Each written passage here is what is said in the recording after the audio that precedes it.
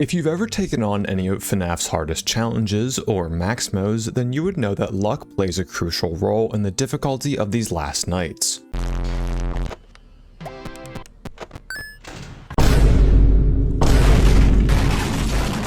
Whether it be Springtrap choosing to not listen to you, or getting a late Zor spawn in Ultimate Custom Night, or some other instance of bad luck, a lot of the time a player's luck with the game's RNG can make the game significantly more challenging or even impossible.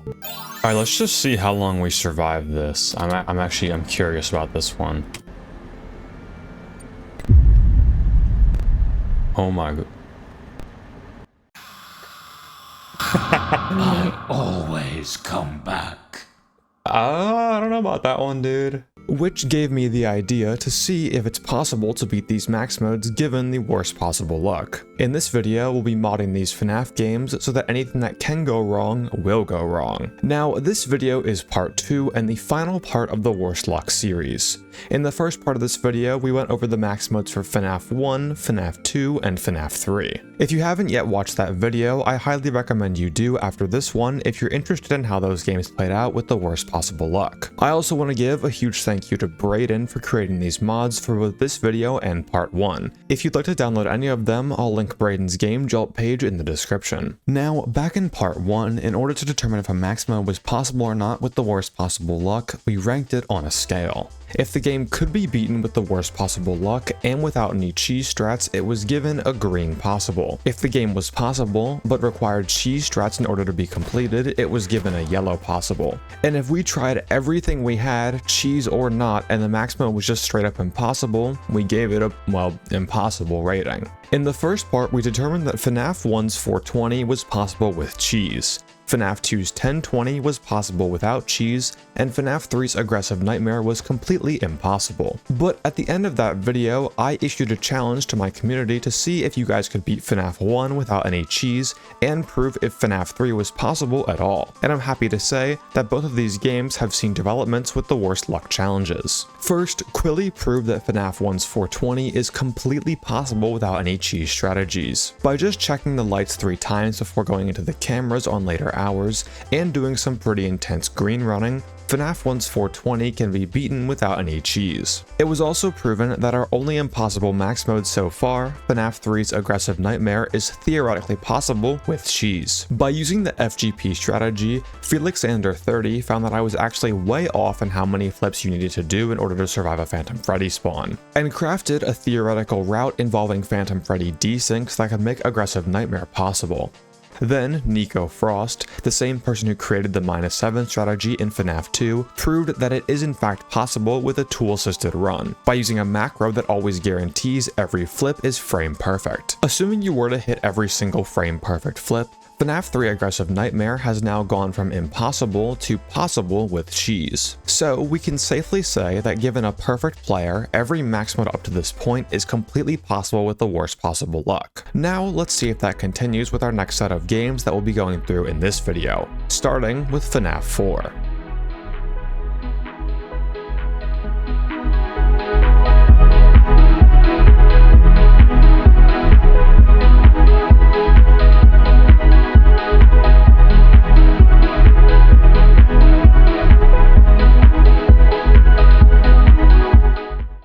Now, before we get into FNAF 4, I do want to specify exactly how we're modifying the games in order to achieve the worst possible luck. We're only able to alter the code such that the luck that we deal with here is still theoretically possible in the vanilla game. For example, let's take Molten Freddy here.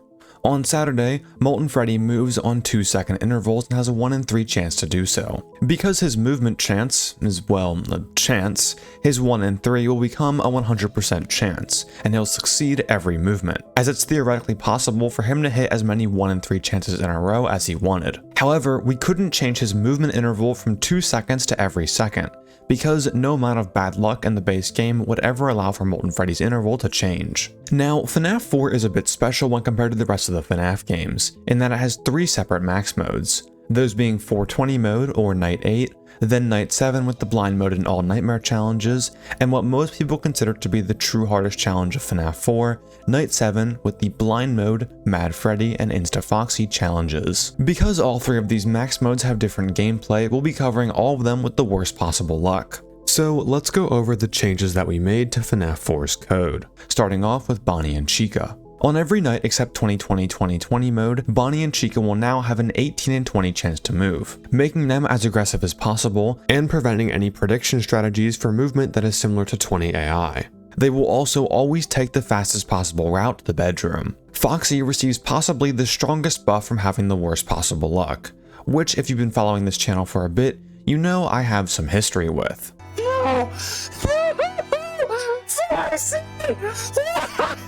Foxy will now always move given every chance he has on every AI level above 0. Typically, once Foxy enters a hall corner, he'll have a 90% chance to move to the opposing hall corner on his next movement opportunity, and a 10% chance to charge your door in the hall. He will now always choose to rush your door no matter what. If Foxy happens to get in the closet, which, let's be real here, this will happen pretty fast, he'll normally choose a random value from 3 to 7 as his starting progress. So for us, he's always starting with 7 progress. Nightmare has also received a few changes. He'll always charge the door, meaning you'll have as little time to react to him as possible whenever he's dashing between hallways. Nightmare will also always succeed on his fake laughs, and he can only do real laughs on 10-second intervals. When he does real laugh, he'll always go to the closet. I'll talk more about these when we actually get to dealing with Nightmare because it gets a bit complicated. Now, out of the 3 max modes that we have for FNAF 4, we have to complete 420 mode in order to unlock the challenges for the other 2 max modes.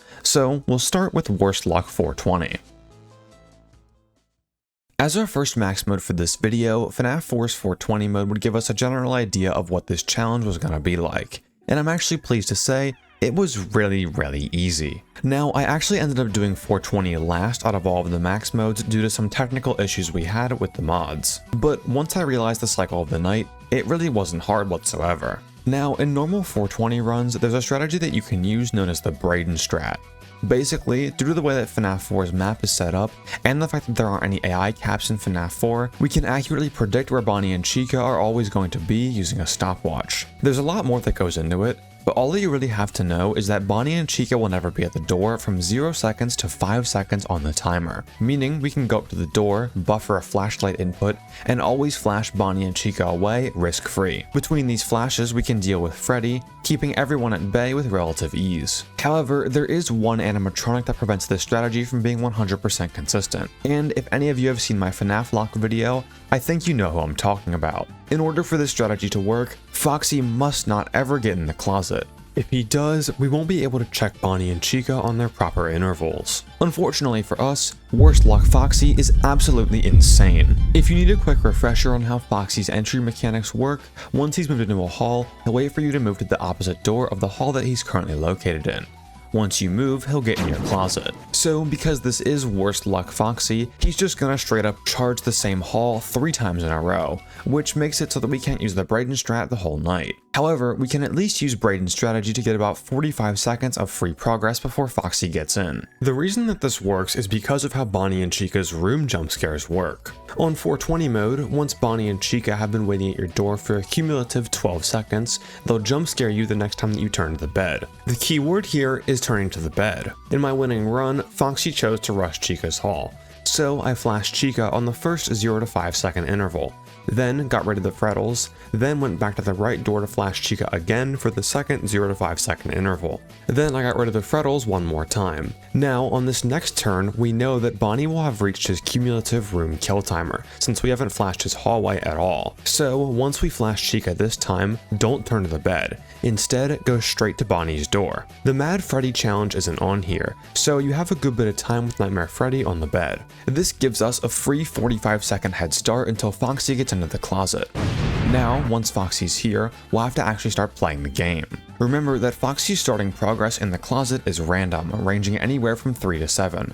So, with our worst luck, he's always going to start with 7 progress. So, the moment he gets in, take care of Freddy in the bed, then go up to the closet and close it for exactly 7 seconds. You want to make Foxy a priority here as he's already really aggressive with how much progression he starts with. As a general rule for Foxy, closing the closet doors for exactly 7 seconds will give you enough time to deal with everyone else before returning to the closet. Now we're just going to go into the normal gameplay loop of FNAF 4. Which surprisingly is actually pretty lenient. I had played blind mode Mad Freddy instead of Foxy before 420 mode, So I was actually used to a way more aggressive Freddy than the one in the 420 mode, and once I realized that you only had to check Freddy once per cycle, I knew this night was going to go down no problem.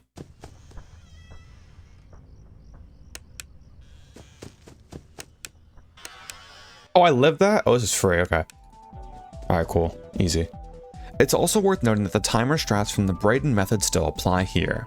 If you're at a door from 0 to 5, there's a good chance that Bonnie and Chica won't be there, and if you're at a door from 5 to 10, there's a good chance they will be.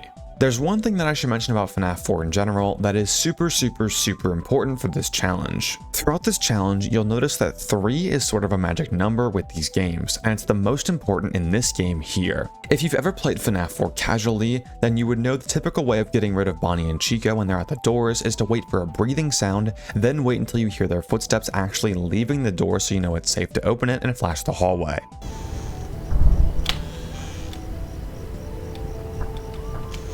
Well, with this strategy, you actually only have to listen for the first breathing part. If Bonnie and Chica are at a door and you close it, they'll wait until the next 3-second interval to leave the door.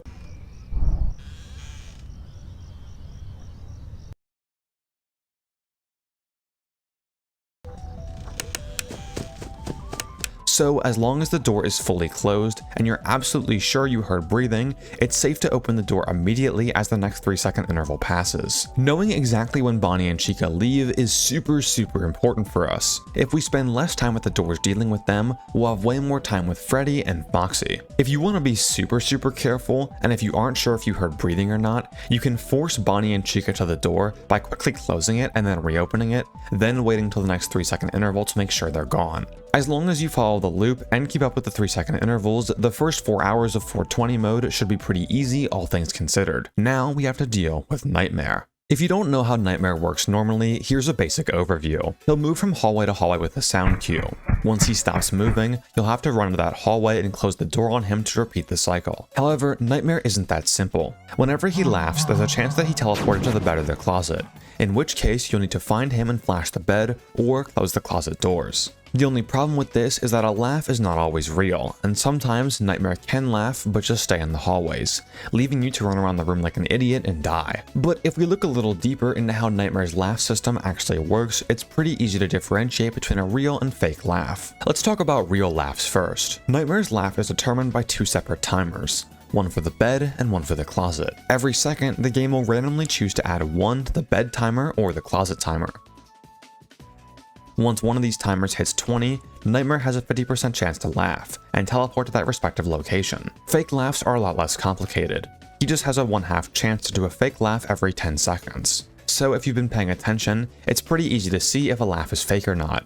If a laugh happens on any interval that isn't 10 seconds, then it is guaranteed to be real. So how does this translate into worse luck Nightmare? Well, Nightmare is always going to do a fake laugh on every single 10-second interval, but he'll only do real laughs on those same 10-second intervals, making it impossible to tell using a stopwatch whether or not the laugh was real or fake. He'll also always teleport to the closet instead of the bed when he laughs. When Nightmare teleports to the bed, his fake laugh timer pauses, which would allow us to desync his laughs and always tell if a laugh is real or not. So we really have no idea if any of his laughs are real or fake, but this still isn't really a problem. Unlike the true max mode of this game, we're actually able to see. So whenever we're running to a door as Nightmare laughs, we can just flash the hallway. If he isn't there, bolt for the closet and hope you were fast enough to catch him. Nightmare can only do 2 real laughs in one night. So once you've gotten rid of him from the closet twice, you can just go from door to door for the rest of the night. And 420 mode is done no problem.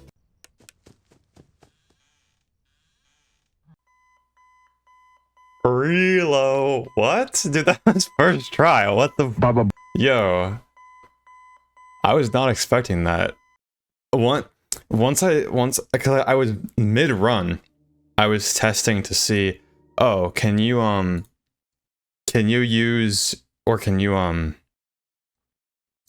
go to Bonnie and Chica's door and just do door, bed, closet, door, instead of door, bed, closet, bed?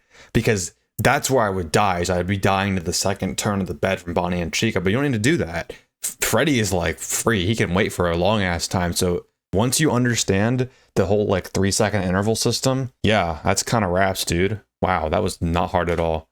Now we have the 2 other max modes for FNAF 4. Blind Mode All Nightmare, and Blind Mode Mad Freddy Insta-Foxy. Now, the Blind Mode challenge makes the footage look a little boring for these,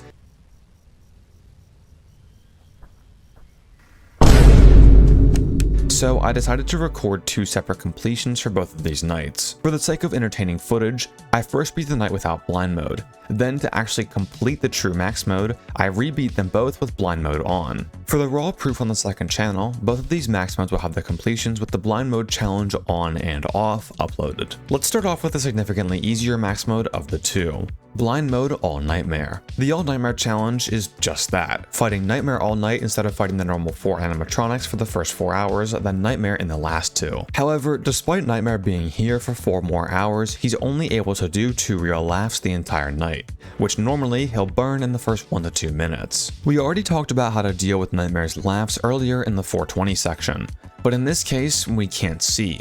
So using the flashlight to see if Nightmare is in the hallway or not won't really work here. Remember though, 3 is the magic number, not just for Bonnie and Chica, but also for Nightmare. If Nightmare laughs and you're not sure if it's real or not, head to the door that you think he might have gone to. Now shut it and listen for footsteps over the next 3-second interval. If there's no footsteps, then you know for sure that the laugh was real, and you need to bolt to the closet immediately. For example, let's look at this clip here. This is from my 420 run, but Nightmare's the exact same, so it doesn't really matter in this case. We know Nightmare is going to the left door, but we don't know if the laugh was real or fake. So we close the left door and see that the 4:54-second interval had passed while the door was closed. Nightmare didn't move to the other door like he normally would over those 3-second intervals, so we know for certain he's not in the hallways and we need to go to the closet. This makes All Nightmare a pretty easy night, and in my opinion is the easiest out of the 3 max modes in FNAF 4.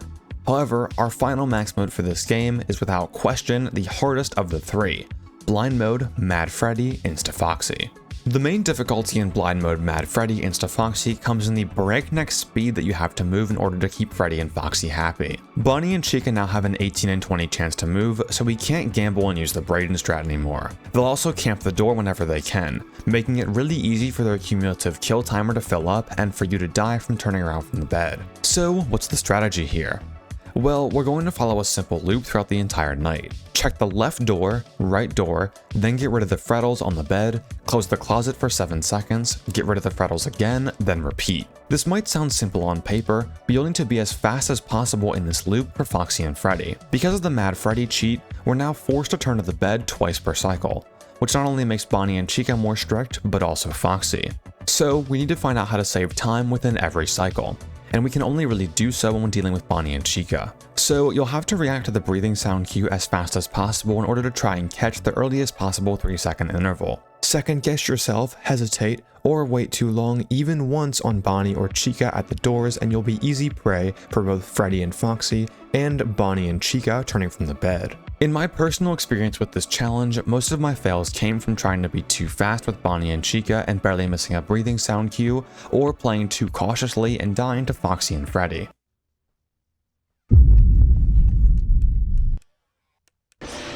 Bro, no way. Oh, actually.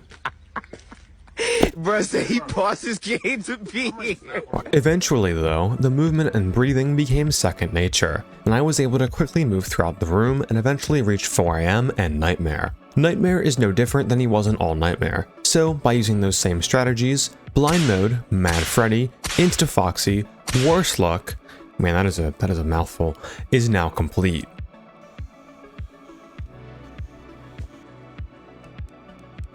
Oh. It's good to be done that. Once you master the 3-second intervals, it's very doable. But that was a hard learning curve, honestly. I didn't think FNAF 4 would be that hard. That was decently hard. Nowhere near sister location, but that was hard. With FNAF 4 done, we can officially say that every single FNAF 4 max mode is 100% possible and gets a sweet green possible rating. Now, if you thought FNAF 4 was fast-paced, don't worry because it gets so much crazier. Let's move on to my personal favorite of the challenges in this video, and that is the max modes of FNAF Sister Location.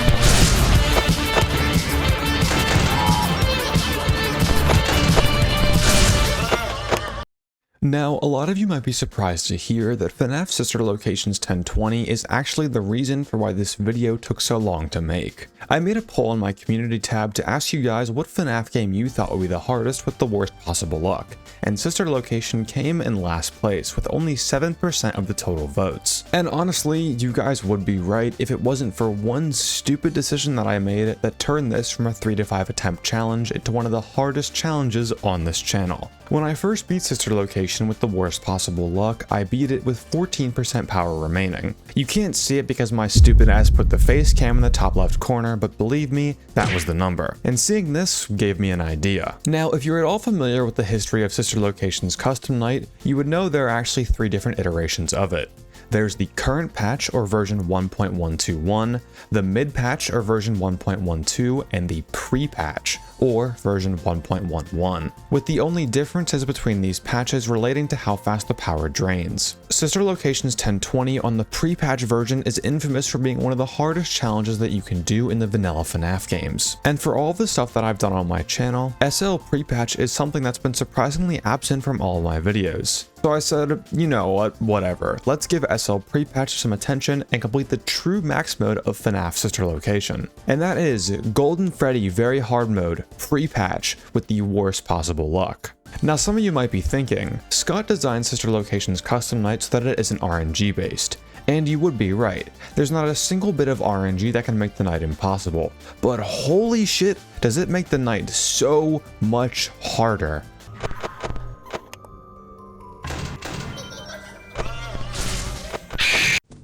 Dude, why did you wait? God, okay. So let's go over all of the changes made to all of the Sister Location custom night characters. Laura will now always take the fastest possible route to your office and will never move backwards. Funtime Freddy will also never fail any movements. The moment he's given the chance to slam Bon Bon against the door, he will. He'll also always send Bon Bon to the opposite side of where Ballora is currently located, ensuring that you can't save even a fraction of power by getting rid of both of them with the same door. Yendo and Bonnet will no longer fail any movement opportunities, meaning that Bonnet will always spawn on every single camera drop. Luckily, Yendo can't spawn on 2 camera drops in a row, so thankfully he's not going to be here the entire night. In a normal 1020 night, Funtime Foxy won't be able to progress after looking at him on the cameras for a random range between 7.75 seconds and 5.25 seconds. This range is luck-based, so for us, he'll always give you the 5.25 seconds before progressing. If he happens to hit the door or progress a stage, he would normally have a shorter cooldown to progress again, which is a random range between 5.25 seconds and 2.75 seconds. So you'll only have 2.75 seconds to catch him in this case before he progresses again. Like Foxy in FNAF 1, it's also random for Funtime Foxy to start in stage 0 or 1 after hitting the door, so he'll always start in stage 1.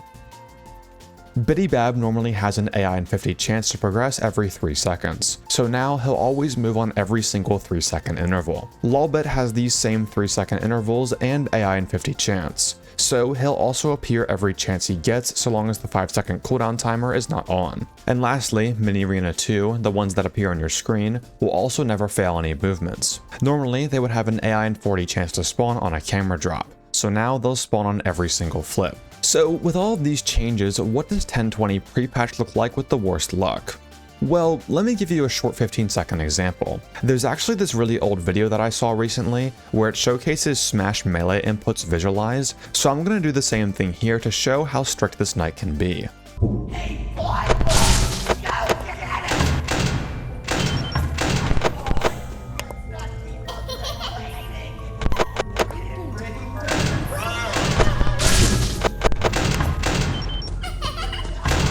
You'll notice that every time I close a door, I'm reopening it as soon as possible, and that's because of how absolutely brutal the power is in pre-patch Sister Location. If you compare the current patch version of 1020, winning with 16% is approximately equivalent to winning with a full power out in pre-patch. Now add on the fact that everyone that requires you to close doors is attacking as fast and as frequently as possible, and we have one of the strictest nights in all of FNAF. So what does the overall strategy look like here? Well, in order to save power, we're going to abuse everyone's intervals as much as physically possible. Lingering on a closed door for more than a second will almost guarantee that we won't have enough power to beat the night. First, let's talk about our door characters. We'll have to consistently be blocking off Funtime Freddy, Biddy Bab, and Ballora. For Funtime Freddy, we're going to have to perfectly time blocking Bon Bon right as he's about to hit the door in order to not waste any power. Regardless of what voice line Funtime Freddy uses when sending Bon Bon out, wait about a second after he stops talking, then shut the door to barely catch Bon Bon.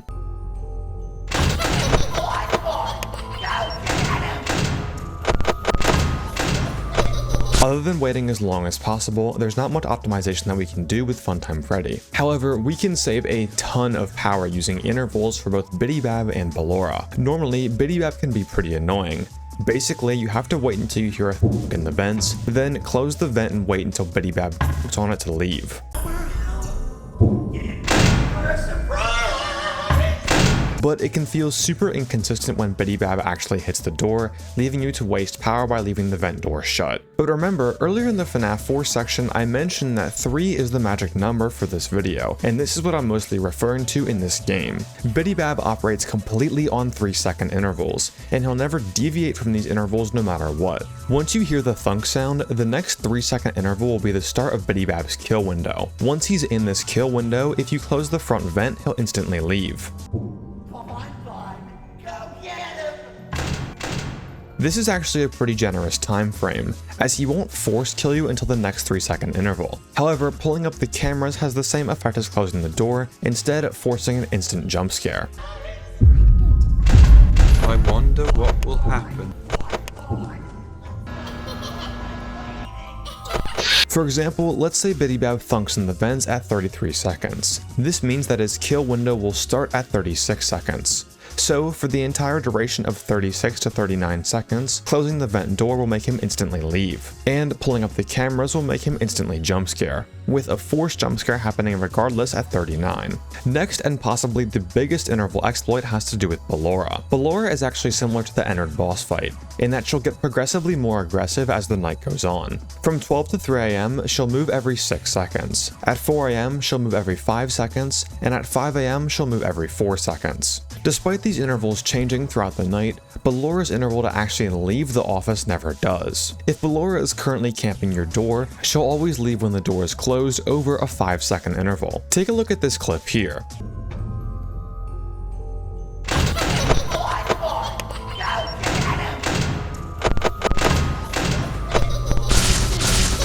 You can tell from the audio of Ballora's music that she moves into the right door at 12 seconds, which makes sense. 12 seconds is a 6-second interval, and it's 1 AM. Ballora won't jump scare until her next movement at the next 6-second interval, which in this case is 18 seconds. So we can abuse the 1:15 interval and just barely shut the door over 1:15 to get Ballora to leave without wasting any power. In early pre-patch runs, Ballora was considered one of the worst and hardest animatronics to deal with, but with precise inputs that align with the interval timer, we can make her just as power efficient as Funtime Freddy and Biddy Bab. Next to these 3 door characters, I'd say in the next tier down in difficulty is our lovable and favorite iteration of Foxy, Funtime Foxy. See, in normal 1020 runs, you'd only need to flip once every 5 seconds. But with how aggressive Funtime Foxy is on worst luck, we're going to have to be a lot more frequent with our flips. Typically, I would never give Funtime Foxy more than 3 to 4 seconds without a check, which means that I would need to flip about 3 times per cycle. This not only increases the general chaos of the night, but it also opens up a lot more opportunities for a stupid bonnet or yendo death. No, you fucking kidding me with that shit. Oh my god, that was like almost 53 at 3, dude. Flipping this much is super important though. Funtime Foxy hitting the door will instantly drain 1% power, and if you can't already tell, we do not have 1% power to spare. However, this brings up another problem. With how frequently we have to flip, a lot of the time you'll be forced to flip right on a Funtime Freddy or Ballora attack. You'll just have to become really good at multitasking and managing every threat as they come to you. Here's a good example of what I mean by this.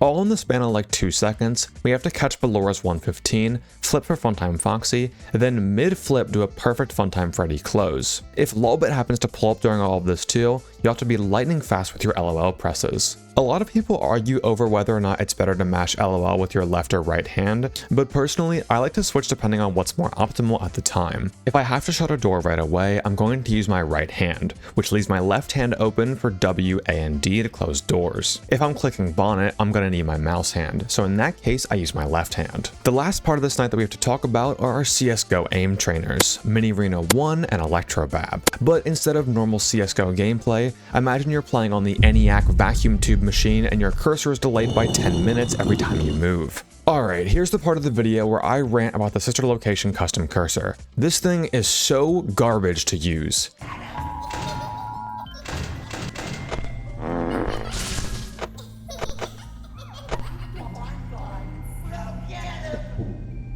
See, the problem with the custom cursor is that it seems to have some super weird mouse acceleration that you can't really seem to turn off. Like, if you flick even the tiniest bit too much, the cursor will just go flying across the screen and you'll completely miss whatever camera you were trying to hit. But in order to save as much power as possible, you're going to have to master using this cursor. You see, whenever you use a controlled shock on Electrobab or Mini Reno 1, the controlled shock will still be active for 10 frames after you initially shock. So if you pull up the cameras, flick to Electrobab's cam, then as you're flicking to cam 6 to shock the Mini Renas, press E to shock, then click cam 6, the shock will carry over to cam 6, and you'll spend way less time in the cameras than if you waited to do a second shock on the Mini Renas in cam 6.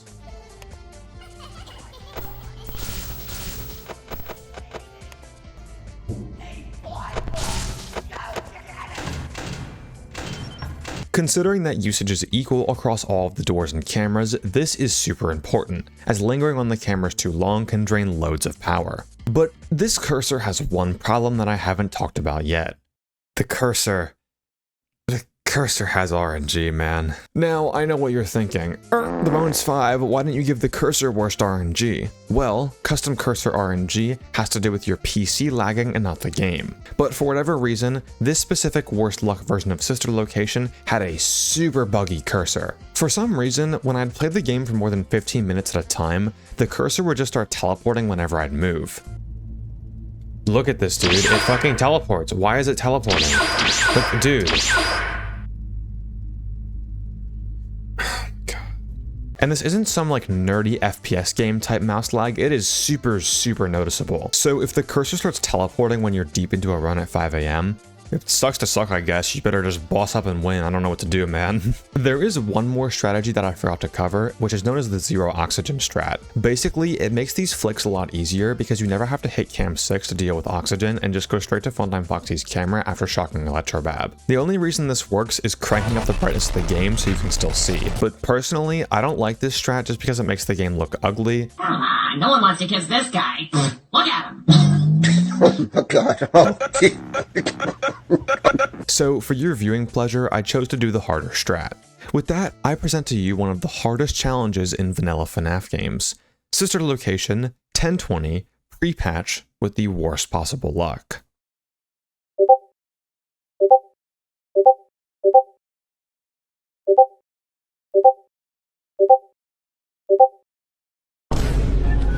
No just cause. We got the hamburger, we got the dab, we got the pepper sauce, nigga, that's here. We don't fuck with blanket, making it clear. Okay, let me get a number 8. I want that Krabby Patty on that plate. I want the lettuce and I want tomato and I want some fries and I want the drink. So you just wanted that 8, Krabby Patty. You not getting no shake, but it is what it is. You afford what you can't. Think it's we're getting money tonight. Oh, by the way, we got chicken and cream with the filling inside. If you know what I mean, you can go ahead and get it inside. You can grab it, we'll keep the photo ready. We're not gonna be late. But let's get into the fucking crab. We got the hamburger, we got the dab, we got the pepper sauce, nigga, that's here. We don't fuck with blanket, making it clear. Welcome to the fucking crab. We got the hamburger, we got the dab, we got the pepper sauce, nigga, that's here. We don't fuck with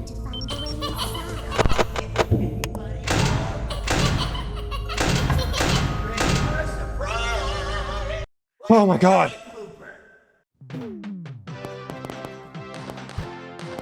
Oh.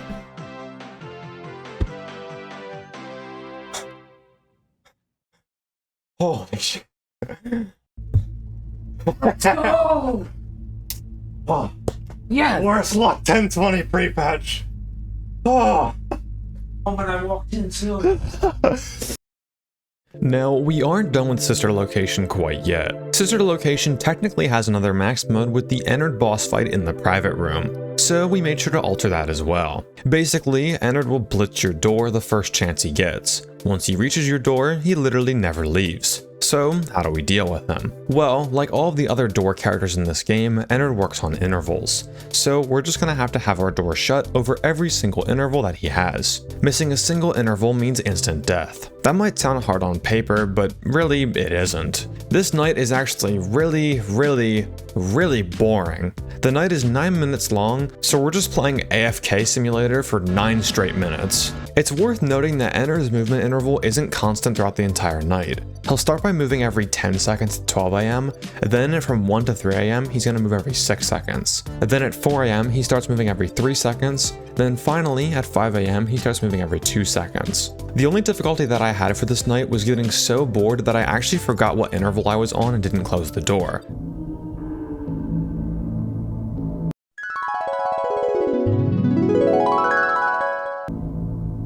But as long as you have an attention span greater than mine and can go 3 seconds without some UCN stim board, Ennard Night shouldn't be a problem.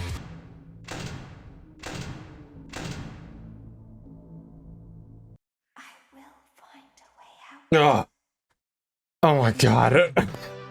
This is like. Oh, dude. That fucked with my head. Whoa. Dude, put me in like a coma. What the? Dude, I like regained consciousness. And that finishes Sister Location with the worst possible luck.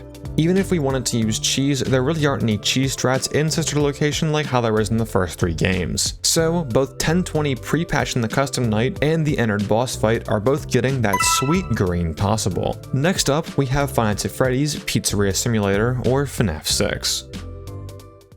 Second to only UCN, FNAF 6 was the game that you all said would be one of the most difficult games given the worst possible luck. So let's see if that holds up with our changes.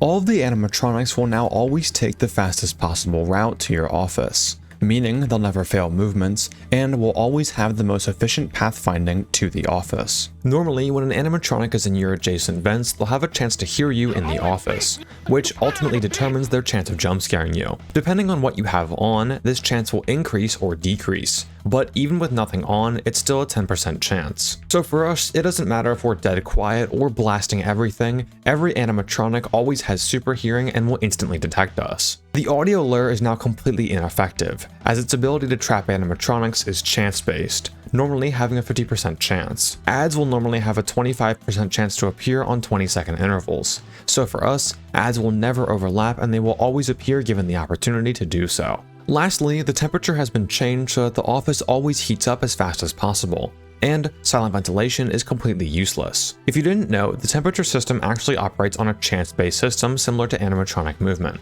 Silent ventilation has a 50% chance to decrease the temperature by 1 every second, meaning it won't decrease the temperature at all.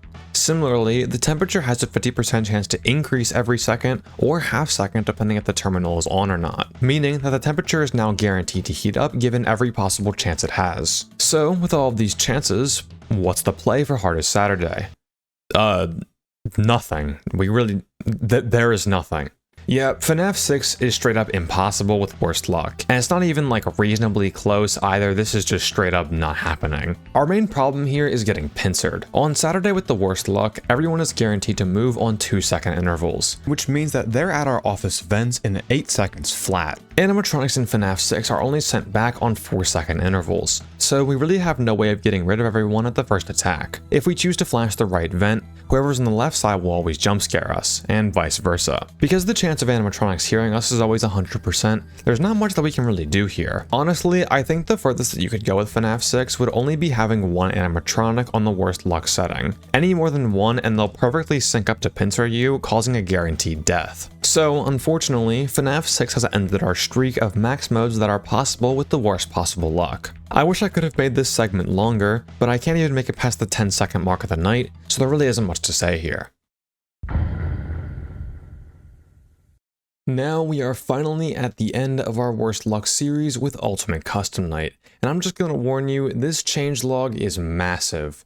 There are so many different factors that need to be changed in order to give this game the worst possible luck. So I'll try my best to cover them all as fast as possible. To make the differences a bit more clear, I'll put what the chance in the base game for any of this to happen is in the top left corner in this white text. For example, the chance for the Freddles to leave with the flashlight on is normally a 1 in 20 or 1 in 10 every frame depending on how many there are. But because this is worst luck, they never leave. First, the coins will no longer spawn on the cameras. Normally they'd have a 1 in 11 chance to spawn every time you switch to a new camera, so no more cam coins. The heater will no longer push any ducked characters back. If you remember from the UCN AI breakdown that you should totally watch if you haven't already, different ducked characters have different chances to be pushed back.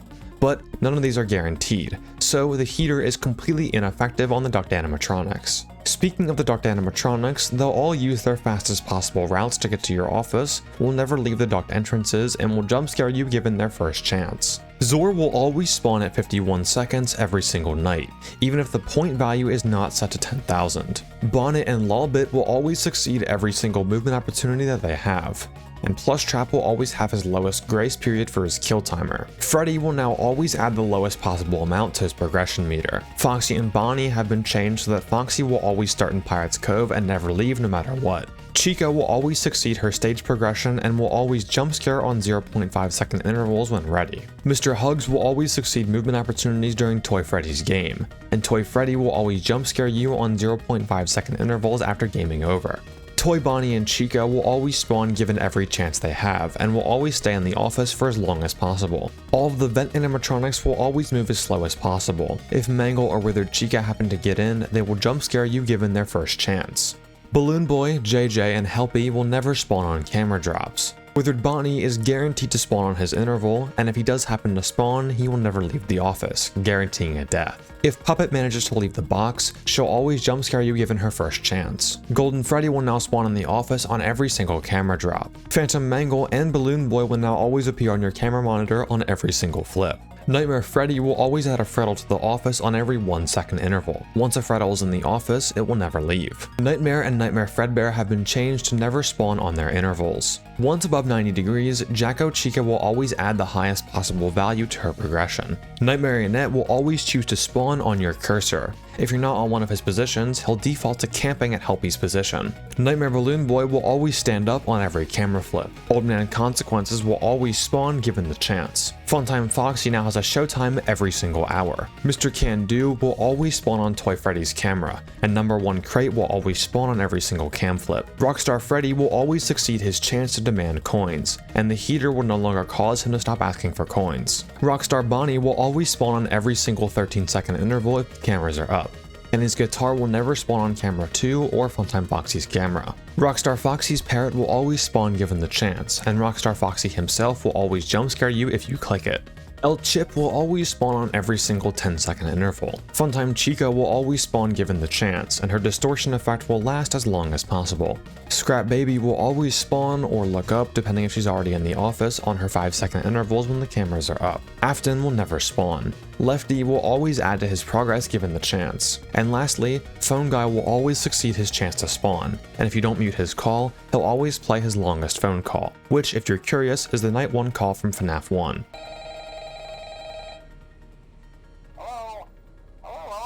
He'll also never stop his call early. Okay, that was a lot. Now, if you were listening carefully through all of those changelogs, you might have noticed something a bit different with UCN compared to some of the other games that we've modified. In a game like Sister Location, we've cranked everyone up to always be as aggressive as possible all the time. But in UCN, it's kind of the opposite. Everyone pictured on screen here is either turned down to be as slow as possible, or just never spawns at all. Why is this? Wouldn't this actually be the luckiest possible settings? Actually no, not at all. Remember, in UCN, you can generate Faz coins in one of two ways. The first way is mousing over them in the cameras, which we can't do because that's a 1 in 11 chance. And the second way is to block off any animatronics that hit the doors or click Helpy. If all of these characters just decide to take a day off and not attack you, we literally have no way of getting Faz coins, and this becomes a problem pretty quickly. Our first and most obvious and possible animatronic is Rockstar Freddy. We'll have to reset the ventilation at least once throughout the entire night, since like everyone else ever will jump scare us the moment it goes out. So at some point we'll have to pull up the cameras, meaning Rockstar Freddy will start demanding coins. Once he starts demanding coins, we're pretty much screwed. We can't get coins through the cameras, and everyone that can give us coins by slamming into a door is either too lazy to progress up to the door or just won't spawn at all. And remember, the heater has a 1/2 chance to work every second on Rockstar Freddy, so he's never going to be satisfied from it with the worst possible luck. But even if we don't include Rockstar Freddy, Faz coins cause problems for a lot of other animatronics. There's no way that we can get 10 Faz coins in time to buy the death coin for the first showtime, so we'll automatically be forced to watch all of Funtime Foxy's showtimes. But remember, Funtime Foxy's showtimes happen on the exact frame the hour changes, meaning that we'll have to be on the cameras over a 1-second interval, causing an instant Toy Freddy death. If you can't already tell, 50-20 is clearly impossible with the worst possible luck. But let's see what the highest score we can get is with worst luck. The biggest deciding factor in who we can include has to do with Zor. Remember that Zor can spawn on nights that aren't set to 10,000 points. It's just really rare. So we're gonna have to deal with Plush Trap no matter what. Zor is also gonna spawn at 51 seconds, which creates a load of problems. A 51-second Zor means that Plush Trap will spawn at 105. The reason a 51-second Zor is so unlucky is it has to do with how the plushie animatronics work. Once a plushie animatronic spawns in Cam 2 at 1, 3, or 5 AM, they'll give you 20 seconds to buy their plushie before they jump scare you. If you're familiar with the normal 50-20 strategy, then you would know that you don't actually have to buy any of the plushies as long as you aren't forced to go off of camera 2, as plushie animatronics get cam stalled. But if you remember, Plush Trap spawns in Funtime Foxy's camera at 105, which kinda traps us. If we want to go and deal with Plush Trap, we're forced to go off of camera 2 and die to a plushie animatronic. If we want to cam stall the plushie animatronics, we'll die to Plush Trap. So what's the play here? Well, we're gonna have to sacrifice some points. We're able to turn off the plushie animatronics, but Zor, and by extension Plush Trap, is always going to spawn no matter what. So we're going to have to turn off Nightmare Bonnie, Baby, and Nightmare Mangle. We're also going to have to turn off Funtime Foxy, as we can't watch showtimes while avoiding Toy Freddy. We already established that Rockstar Freddy is impossible, so we're going to have to turn him off as well, which leaves us with this roster. Now, you might be wondering, even with the plushies and Funtime Foxy removed, how are we going to get rid of Plush Trap? We have to watch him for about 1.6 seconds to get rid of him, which gives Orville and Ned Bear enough time to jump scare us 3 times over. Well, trick question. We're actually not going to get rid of Plush Trap at all. Plush Trap has that same cam stalling mechanic that the plushie animatronics do. As long as we never leave Funtime Foxy's camera, Plush Trap is not able to attack us. As you can see in this clip here, we're way past Plush Trap's kill stage, which was all the way back around 116. But because we're selected on the Funtime Cove camera, Plush Trap can't jump scare us until we decide to move off of it. But this brings in one last problem that we have to deal with. Foxy will never leave the desk no matter what. So the only way to stop his progress would be to check his camera. Once Foxy reaches his kill stage, we're guaranteed to die when we pull up the cameras, as Foxy's jump scare check runs every single frame. So it really wouldn't be possible to deal with Foxy at all, and we're forced to turn him off. This leaves us with this roster and 8.8 thousand points. Unfortunately, this roster doesn't exactly make for a super interesting or crazy gameplay montage like Sister Location. It's actually really easy and honestly really boring. All you have to do is select Funtime Foxy's camera at the beginning and you're done for all of the setup for the night. As long as you don't do your ventilation resets on 0.5 second intervals to avoid Toy Freddy, and you reset quickly enough to avoid Orville and Ned Bear, you can very easily complete 44-20 with the worst possible luck. If you're wondering though, the limit for 50-20 is around 1 minute and 20 seconds. Basically, you just try and reset the ventilation as close to 30 seconds as possible to avoid Rockstar Freddy demanding coins. Then you can survive until the ventilation goes out 50 seconds later. Honestly, it was kind of disappointing after how cool Sister Location pre-patch was with the worst possible luck that UCN is kind of just impossible or super easy with no in between. But with how the game is structured, there isn't really much else to say about it. I was able to beat 44-20 worst luck first try, but beyond that, it's just straight up impossible.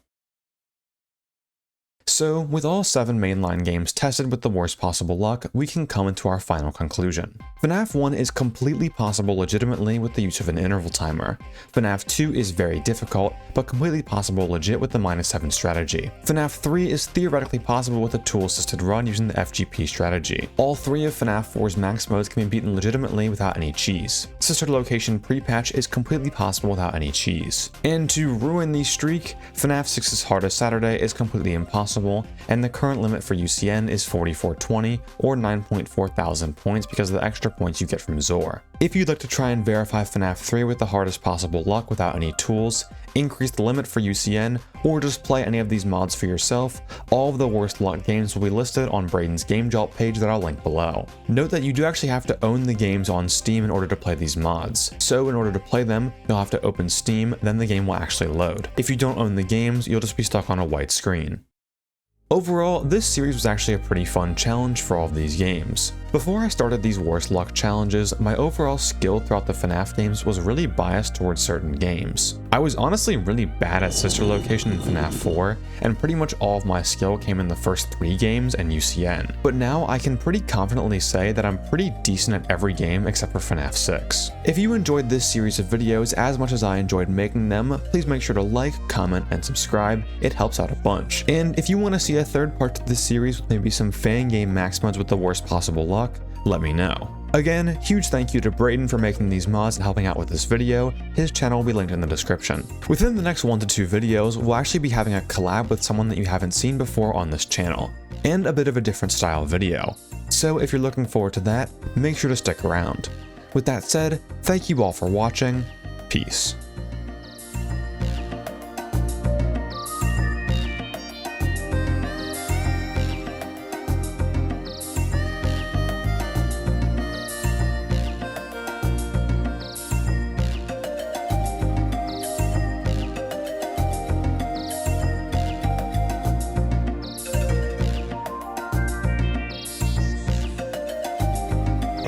This frame is funny as fuck. Go on my stream. do